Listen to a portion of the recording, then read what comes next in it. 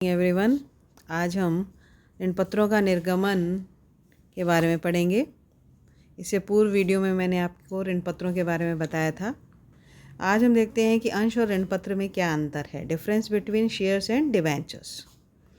क्योंकि कंपनी की जो दीर्घकालीन पूंजी होती है या कंपनी की जो पूंजी संरचना है, उसमें एक तो अंश पूंजी होती है और एक ऋण पूंजी होती है। तो अंश पूंजी में दो प्रकार के अंश आते हैं और ऋण में जो डिबेंचर्स हैं और जो लॉन्ग टर्म लोन है उनको शामिल किया जाता है। तो आज हम देखते हैं कि difference between shares and debentures. तो देखिए, शेयर्स यानी हिस्सा और स्वीकृति, इसके अंतर का आधार है हिस्सा अथवा स्वीकृति।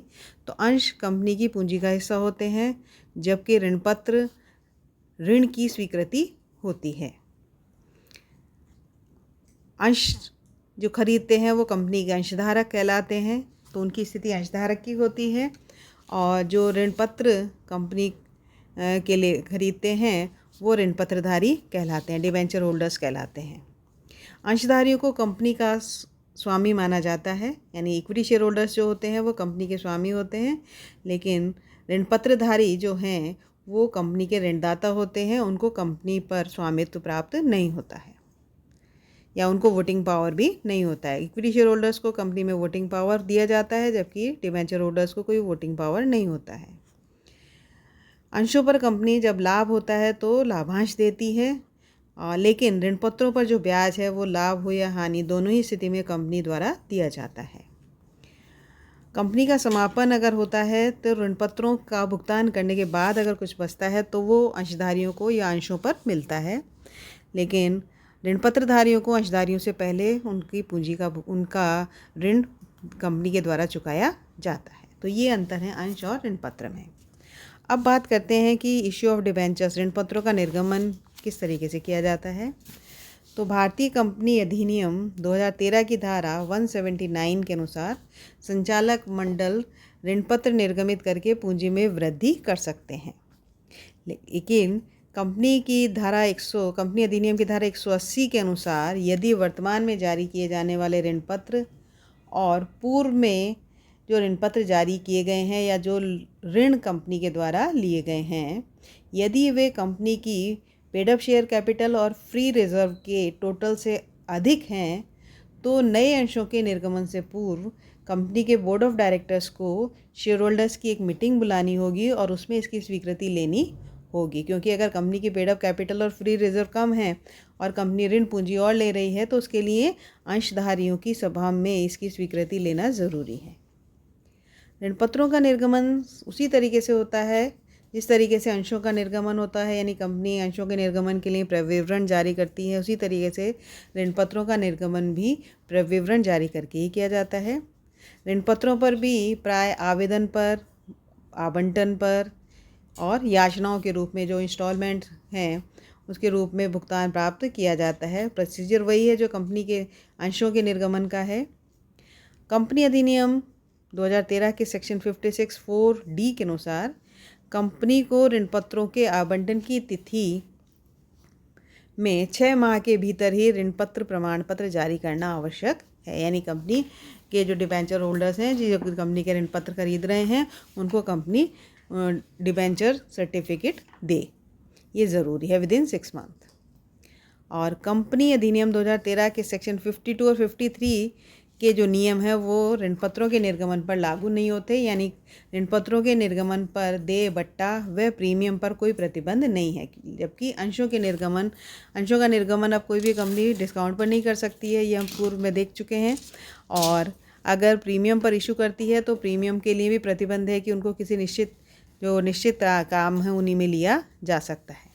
तो ऋण पत्रों का निर्गमन बट्टे पर किया जा सकता है। तो बट्टा एक पूंजीगत हानि है जिसे कंपनी किसी कैपिटल प्रॉफिट से, पूंजीगत लाभ से, सिक्योरिटीज़ प्रीमियम को छोड़कर या किसी रेवेन्यू प्रॉफिट से, आयगत लाभ से उस वर्ष में अपलिखित करना होगा जिस वर्ष में ऋण पत्र निर्गमित किए गए हैं। यानी अकाउंटिंग स्टैंडर्ड 16, लेखा मानक 16 ऋण लागतों के संबंध में है और उसमें ये कहा गया है कि ऋण पत्रों के निर्गमन पर बट्टा या निर्गमन पर कोई हानि हुई है तो उसे उसी वर्ष में अपलिखित कर दिया जाए जिस वर्ष में उनको निर्गमित किया गया है। ऋण पत्रों के निर्गमन पर लेखांकन उसी तरीके से करेंगे जैसे अंशों के निर्गमन पर हम करते हैं, लेकिन अंतर कुछ मदों का है। जैसे हम शेयर इशू करते हैं तो शेयर एप्लीकेशन या शेयर अलॉटमेंट या share first call and share second call आदि टर्म को काम में लेते हैं, जबकि डिबेंचर्स जब इशू करेंगे तो डिबेंचर एप्लीकेशन, शेयर की जगह डिबेंचर आ जाएगा, तो डिबेंचर एप्लीकेशन या डिबेंचर अलॉटमेंट या डिबेंचर फर्स्ट कॉल या डिबेंचर सेकंड कॉल ये हमें यूज़ करना है। अंश निर्गमन पर हम शेयर कैपिटल अकाउंट लेते हैं, यहाँ हम डिबेंचर्स अकाउंट लेंगे। और अंशों के निर्गमन पर अभी तो बट्टे पर निर्गमित कंपनी नहीं करती है, लेकिन पूर्व में ऐसा था कि कंपनी अपने अंशों को बट्टे पर निर्गमित करती थी, तो वहाँ टर्म ली जाती थी discount on issue of shares. यह हम लेंगे discount on issue of debenture. ये इस तरीके से निर्गमन अंशों ऋण पत्रों का जब किया जाएगा तो प्रोसीजर सारा वही है जो अंशों के निर्गमन के लिए है। देखिए इसका एक सवाल है। सवाल ये है कि सोना लिमिटेड की पुस्तकों में निम्नलिखित दशाओं में आवश्यक जर्नल प्रविष्टियाँ कीजिए। फर्स्ट है कि ₹100 वाले 5,013% ऋण पत्र निर्गमित किए गए, आवेदन पर संपूर्ण धनराशि देय है, निर्गमन का पूर्ण रूप से अभिधान किया गया और पूर्ण राशि का भुगतान प्राप्त हो गया। तो डिबेंचर्स एक साथ 5,000 डिबेंचर्स हैं, ₹100 का एक है तो 5 लाख के हो गए, तो 5 लाख रुपए एक साथ ही ले लिए गए हैं, तो एंट्री हो जाएगी bank account DR to debenture application and allotment account. 5 lakh रुपए से एंट्री हो जाएगी एंड एप्लीकेशन मनी रिसीव्ड। और फिर हम दूसरी ट्रांसफ़र एंट्री कर देंगे तो एंट्री हो जाएगी debenture application and allotment account DR to 13% debenture account, application money transferred on allotment. Second है इसमें कि ₹100 वाले 5,013% ऋण पत्र 10 रुपये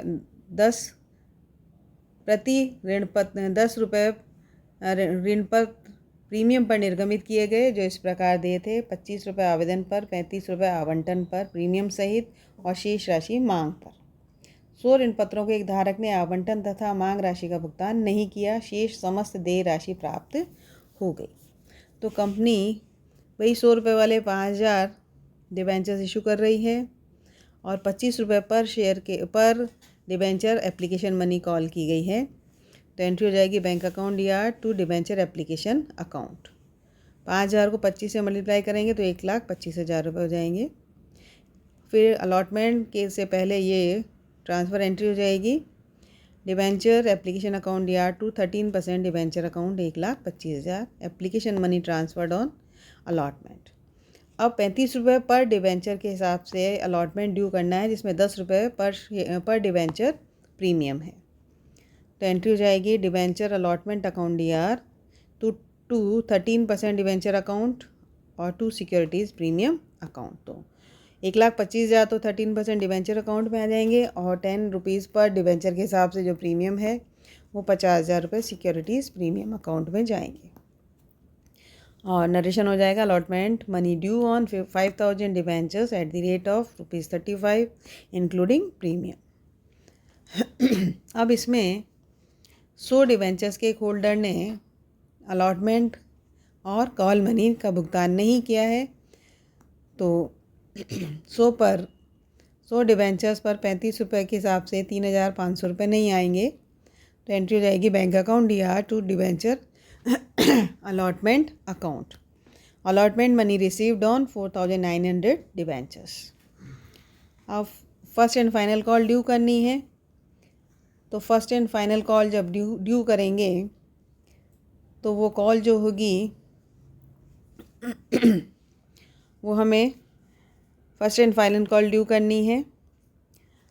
तो ₹25 मांगा था एप्लीकेशन के साथ, ₹35 मांगा था अलॉटमेंट के साथ, तो ₹60 पर शेयर तो मांग लिया है। अब बाकी राशि जो ₹50 पर डिबेंचर है वो फाइनल कॉल के साथ मांगेंगे, तो एंट्री हो जाएगी debenture first and final call account DR 5,000 debenture है, ₹50 के हिसाब से 2,50,000 और 100 डिबेंचर्स पर ये फर्स्ट कॉल का पैसा भी नहीं आया है, तो ₹5,000 नहीं आएंगे, तो एंट्री हो जाएगी bank account DR to debenture first and final call account और अमाउंट हो जाएगा 2,45,000, यानी first call money received on 4,900 debentures.